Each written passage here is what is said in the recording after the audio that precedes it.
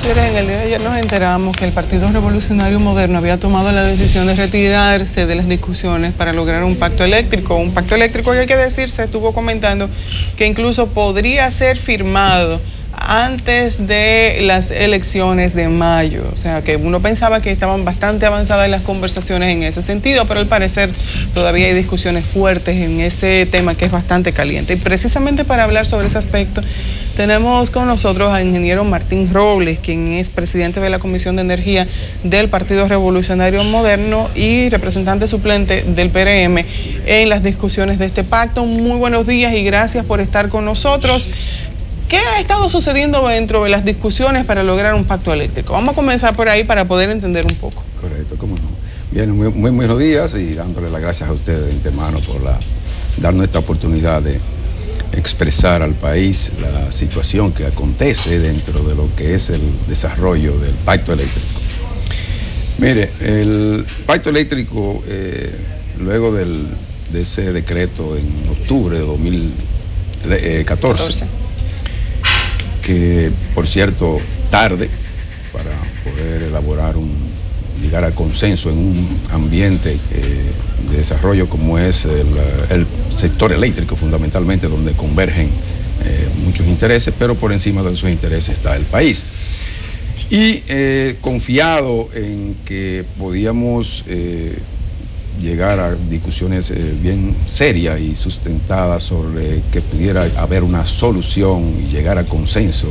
El PRM acude a ese llamado y lógicamente nombra a sus representantes.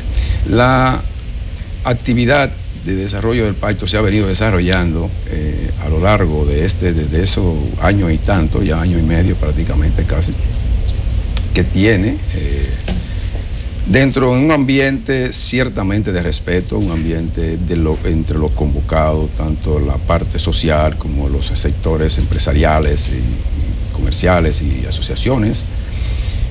Y se han solicitado esas asociaciones al gobierno una serie de informaciones vitales para poder continuar la discusión de los grandes temas del sector eléctrico.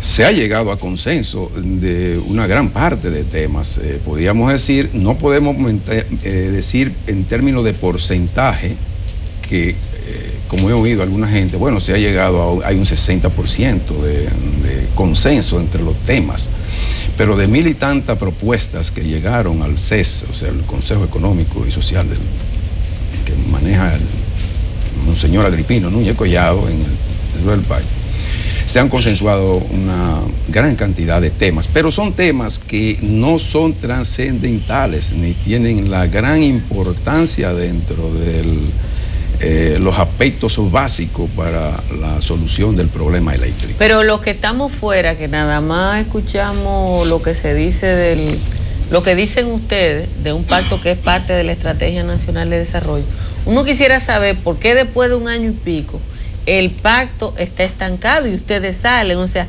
¿cuáles son los elementos en lo que no es posible que se llegue a un acuerdo? Que parece que es más fácil decir eso que los tantos en lo que se llegue a acuerdo. Lógico, porque el problema de llegar a acuerdo es, hay grandes temas en lo que el gobierno ha mostrado una actitud intransigente en no ceder, evidentemente, con algunos aspectos de la reestructuración, fundamentalmente, empezando, la reestructuración del sector, que hay que reorientarlo en términos institucional, a lo cual el gobierno, en sentido práctico, se niega, evidentemente. El sector eléctrico público funciona con alrededor de 12 empresas entre empresas e instituciones. Y muchas de ellas solapan actividades. Entonces, la idea es que ahora se crea el Ministerio de Energía y Mina. Bueno, pues se entiende entonces que el Ministerio de Energía y Mina debe ser el ente evidente que regule todo. De coordinación centralizada de todas las políticas públicas del sector eléctrico. Pero el gobierno no lo ve de esa manera. Entonces ahí hay un tranque pesado. Segundo, diríamos, el cumplimiento de las leyes del sector, que también son violentadas de una manera, inclusive dentro de las mismas discusiones, mientras se discute el pacto eléctrico, aspectos fundamentales son dados de lado por el gobierno y aún discutiéndose en el pacto. Entonces son todos esos elementos que impiden que se haya llegado a consenso de los elementos vitales, de los temas grandes que hay. O sea, por ejemplo, la elaboración de un plan de expansión del sistema eléctrico ordenado de mínimo costo, como se establece en función de los tipos de unidades que debe tener el sistema a partir de X tiempos, donde deben estar instaladas, la capacidad. O sea, todo eso son aspectos vitales para el sector. Se ha discutido. Son la parte número uno, por ejemplo, porque un sistema que si usted no tiene un plan de expansión que le diga a usted hacia dónde usted va, evidentemente, y que en el año tal debemos estar situados. Yo me reí mucho. Yo fui al acto inaugural, al acto de inicio de la construcción de la presa, de la planta de Punta Catalina. Y me encontré ahí con Marcelo Jorge y le dije a Marcelo Jorge, hace 30 años yo fui a cuando se anunciaron esa planta, que iban a ser Itabo 3, Itabo 4, es la misma cosa. Entonces en este país pasan cosas así, que una cosa se retrasa, un plan de expansión se retrasa 30 años. Por eso estamos donde estamos, precisamente porque no hay un cumplimiento, no hay un seguimiento. Una de las cosas que se persigue con el pacto eléctrico es eso, que se fijen esa norma, pero evidentemente también hay elementos que se niegan a aceptar cuestiones diríamos, de suma importancia para ese desarrollo. Y entonces ahí las cosas se tornan diferentes, entonces lo que se va es a disenso. Todas las propuestas de gran, diríamos, sentido, de gran envergadura, están en disenso ahora mismo. Okay, y se ha planteado como tema de discusión dentro de la agenda de trabajo, tratar el tema del precio de generación, el precio del kilowatt, cómo el Estado y el sector privado deben ser suficientemente honestos cuando se adquiere un combustible a un precio, la generación cuesta otra al precio final que debe llegar al consumidor, o eso no está dentro de la agenda. Claro que está dentro de la agenda, porque, y ni siquiera, es más, eso no debiera estar en la agenda, porque eso... Algo matemático establecido en un reglamento. No, eso le explica la Ley General de Electricidad, que no ha sido aplicada, porque no es un problema. O sea, la Ley General de Electricidad manda a elaborar una tarifa técnica. ¿Qué es una tarifa técnica? Bueno, una tarifa técnica lo que significa es que identifica, usted tendrá en su factura que le recibe la identificación de los costos envueltos en ese kilovatio hora que usted está demandando y que usted recibe. Ahí están todos los costos, dice transparente, para que el usuario sepa qué es lo que le están cobrando. Y eso no se ha podido hacer en 15 años que tiene la ley. Bueno, en 2002 fue la ley. Ingeniero, pero pareciera, por lo que usted me dice, porque usted siempre se va a la ley, que con cumplir la ley tuviéramos un sistema de energía eléctrica eficiente. Mire que sí.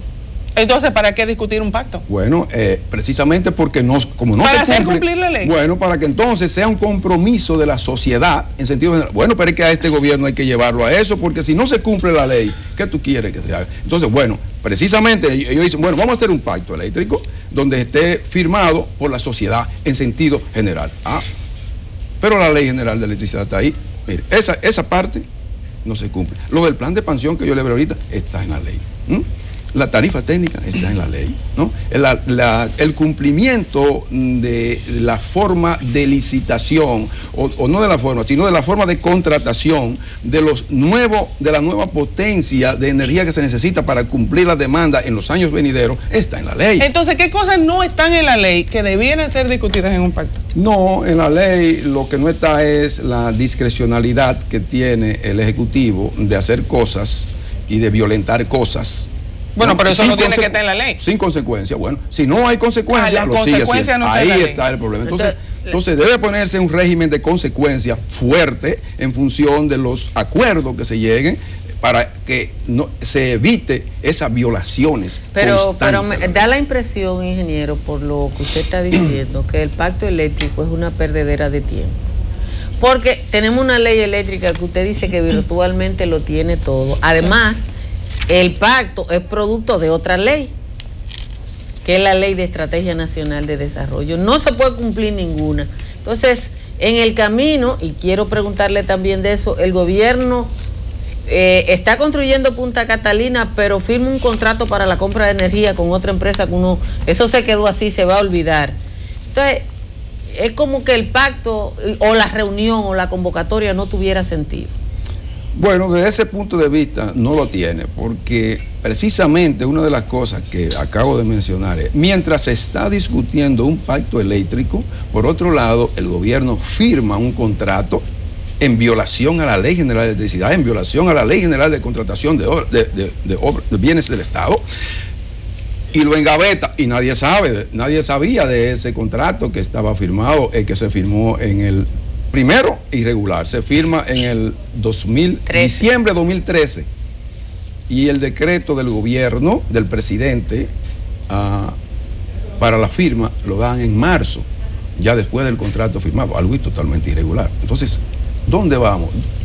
¿Cuál es ese? Ese es un irrespeto, evidentemente, a los convocados en el pacto, de que usted está tratando de llegar allí a consenso de los grandes temas, por otro lado, usted me esté firmando un contrato que evidentemente involucra una decisión muy pesada, porque sería una decisión de alrededor de...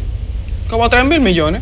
Bueno, se emite, según ese contrato, una carta de crédito revolvente. O sea, revolvente quiere decir automáticamente reenganchada mensualmente, de alrededor del consumo, o no del consumo, sino de la factura, de ese mes que haga la planta. Más o menos sería unos 30 millones de dólares mensual. Parece que los involucrados en eso, ninguno sabían, salvo el gobierno, de la existencia de ese contrato en una ocasión. ¿Se discutió ese tema en la última reunión que hubo? Claro, se discutió. ¿Y qué pasó? Bueno, no, se solicitaron informaciones, porque mire qué pasa. Es que se han solicitado al gobierno una serie de informaciones que son evidentemente necesarias para poder continuar las discusiones del pacto. Precisamente, al no tener ese nivel, esas informaciones, el pacto fue suspendido en noviembre y retomado en enero, dándole tiempo al gobierno para que suministrara las informaciones que supuestamente debían suministrarla. Al 30 de diciembre debían suministrar las informaciones. Diga 3 o 4 de esas informaciones que le han requerido al gobierno. Mire, que nos dan. Detalle financiero del cierre del contrato de construcción de la hidroeléctrica Pinalito. Se firmó en el gobierno de Hipólito Mejía por 130 millones de dólares y no ha terminado, porque todavía no se sabe el costo, sobre los 540 millones de dólares. No se sabe. Segundo, ¿qué le costó al país la recompra de este? No se sabe. No, Leonel, yo se lo pregunté, la última vez que yo fui a una rueda de prensa de Leonel respondió 3 veces $1. Y el sentido común me decía a mí que incluía la deuda. Y en ese momento eran $1.000 millones de dólares. Bueno, entonces... Pero Leonel insistió en que era un peso. Sí, $1. Pero ¿quién le puede creer que era $1? Pero entonces, denme los detalles, no lo dan. Porque recuerdo que cuando se compró Unión Fenosa, y se compró Unión Fenosa de norte y de sur, al otro día fue publicado en una página completa, la operación completa. Ok, señor Robles. No, que espérate, las otras, que es lo que están pidiendo. Segundo, tercero ya, ¿verdad? Sí. Detalle financiero de los contratos de las construcciones de las plantas, de las hidroeléctricas Palomino, Monte Grande y La Placeta. Solamente está construida Palomino. Pero se dieron, y a los otros se han dado unos avances. Sí. Y eso está paralizado. Sí, en La Placeta se hicieron los caminos de acceso. Porque está paralizada esas unidades, porque no se ha continuado. Detalle financiero y técnico claro de la construcción de la planta termoeléctrica Punta Catalina. Detalle de la comisión negociadora o de la comisión de licitación que se nombró para ahora llamar a licitación de la nueva capacidad que se necesita en función de los vencimientos de los acuerdos de Madrid, que son ahora en el 16, y hay 900, van a haber ahí 900 o 1000 megavatios libres para contratar la distribuidora. Eso es en agosto ahora, ¿verdad? Más o menos por ahí, sí. No se sabe nada de eso. O sea, la nueva capacidad que se necesita. Pero la nueva capacidad que se necesita se iba a cubrir con una planta clandestina, cuando la ley establece claramente qué es lo que hay que hacer para suplir la capacidad futura que se necesita. Entonces, con todas esas informaciones, bueno, otro elemento, un detalle que es importante. Mire, el año 2015, recién, el sector eléctrico fue beneficiado por la baja de los precios de los combustibles en más de un 50%. O sea, el combustible que representa el 70% del costo del kilovatio hora, el 70% es combustible. Sin embargo, los precios cayeron a más de un 50% como estaban en el 2013. El gobierno, nosotros hicimos inclusive hasta una demanda, lo hicimos una intimación por demanda para que el gobierno accediera y revisara los precios de la energía eléctrica en función de eso. No se ha hecho. Sin embargo, en el 2015, ahora reciente, mire, el gobierno dispone de 900 millones de dólares conforme estaba presupuestado en el presupuesto de la nación, 900 millones de dólares. Las distribuidoras, por otro lado, en términos de las recaudaciones propias, logran 1.800 y tantos millones. Por otro lado, el gobierno toma financiamiento de 778 millones de dólares.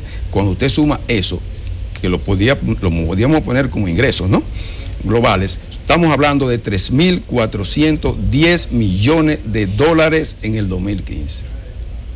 Para hacerle frente a unos compromisos que tenían la distribuidora, que son las que realmente, finalmente, tienen el compromiso de pago de 2.800 millones de dólares. Hay una diferencia de 580 millones de dólares. ¿Dónde están? ¿Qué hizo el gobierno? ¿Cómo lo distribuyó? No se sabe. Entonces, son elementos que se están pidiendo, porque usted no puede abogarse a firmar un pacto sin el conocimiento de todos los elementos que envuelve o que tiene el gobierno como elemento que uno a veces no conoce. Pero precisamente, si se firma ese pacto, por ejemplo, en el caso, si se firma el pacto y se desconoce lo de esa planta, ¿qué va a pasar entonces mañana? Señor Robles. Entonces, eso es un problema de transparencia que no la hay en el pacto. Y eso es lo que está afectando el desarrollo eficiente y concreto de ese gran pacto nacional que se necesita, porque para que el sector eléctrico evidentemente salga a flote, se necesita que se estampe la firma de la sociedad en sentido general y de representantes, inclusive legales de otra parte, para que eso se haga. ¿Qué otro sector de los convocados a la firma del pacto eléctrico eran coincidentes con las cosas que ustedes pedían se les suministraran para poder trabajar? Mire, bueno, el CONET solicitó un pliego de informaciones todavía más grande que esa. Las organizaciones sociales que están ahí también depositaron cartas a Agripino, al CEP, para que el gobierno, para que la transfiriera al gobierno, lógicamente solicitando esas informaciones, y no se hizo. No se ha hecho, no se ha suministrado. Entonces, eso es lo que tiene paralizado las discusiones del pacto. Entonces, a final de cuentas, casi concluyen en que se jugó al tiempo, en mantenerlos entretenidos para, a final de cuentas, saber que eso no iba a prosperar. Eso es lo que da a entender, evidentemente. Usted ha dado en el plato. Entonces, nosotros... ¿Y por qué el presidente del CONEP dijo que la firma de ese acuerdo iba a ser antes de mayo? Bueno, confiado en que si las informaciones están disponibles y que se puedan analizar y están correctos, lógicamente él entiende que sí, y entendemos todo que es factible, pero si las informaciones están en la mesa, que la podamos ver todos y podemos discutirla y podemos analizarla y ver que es correcto, y que cuando usted se firme el pacto no aparezca un maco saltando después atrás, que se quedó atrás, y que entonces es un compromiso del gobierno que hay que asumir. Que la vuelta del PRM a las discusiones del pacto eléctrico están supeditadas a que el gobierno entregue los documentos. Bueno, la carta es clara, la carta que se le envió a nosotros a Agripino, eso es lo que he visto, nosotros para evitar que ese escenario se convierta en politiquería y que se convierta en politiquería y se convierta en una plataforma de sustentación a los desaciertos del gobierno, nosotros preferimos retirarnos hasta tanto se den las condiciones que permitan volver a una mesa de diálogo concreto, sincero, con equidad y respeto a las leyes, a las instituciones y sobre todo que haya transparencia, que no la hay. Ok, usted como ingeniero del sector eléctrico, ¿qué vinculación tiene usted con CDEE o con el Estado Dominicano? No tengo ninguna ahora mismo. Estuve, pero no tengo. ¿Dónde estuvo? No, yo en la CDE he estado por más de 20 años. Ok. Yo soy pensionado del gobierno en términos, por mi más de 20 años de trabajo. Desde 1977 yo laboré en la CDE. ¿Conoce todos los laberintos del sector oficial? Uno por uno. Ahí no hay un rincón que yo no conozca. O sea, evidentemente, yo trabajé en la CDE y ciertamente en esta administración, cuando el señor Bichara, de una manera muy gentil, me llamó, yo fui, asistí y duré 9 meses de asesor, pero en un aspecto específico, ¿no? Okay. No asesor en sentido general, sino para un tema específico. Terminé el tema, salí. Okay.